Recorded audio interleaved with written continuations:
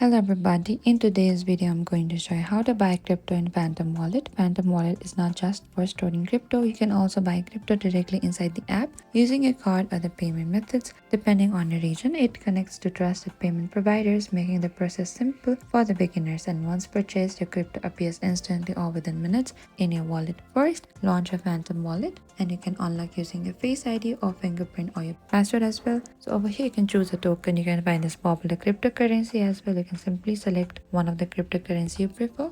And over here you can tap on the buy on the bottom and you can select how much you want to buy and select continue, and you can proceed to select the payment method as well.